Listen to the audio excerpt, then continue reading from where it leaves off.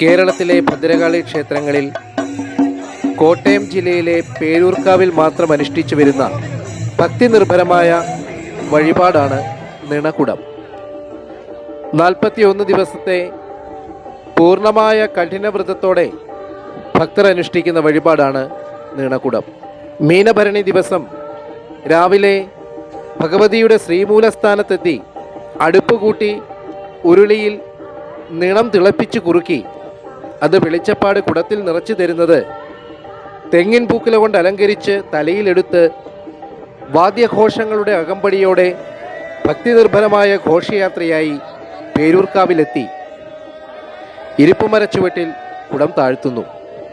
വീണ്ടും തലയിലെടുത്ത് ക്ഷേത്രത്തിന് വടക്കുപുറത്ത് വാദ്യഘോഷങ്ങളുടെയും അമ്മേ ശരണമെന്ന പ്രാർത്ഥനാ മന്ത്രങ്ങളുടെയും പശ്ചാത്തലത്തിൽ വെളിച്ചപ്പാട് ഭഗവതിയുടെ വാളിലും സ്വന്തം തലയിലുമായി നിണം അഭിഷേകം ചെയ്യും. ധാരാളം ഭക്തർ വ്രതാനുഷ്ഠാനത്തോടെ നിണകുടം എടുക്കുവാനായി പേരൂർക്കാവിലെത്താറുണ്ട്.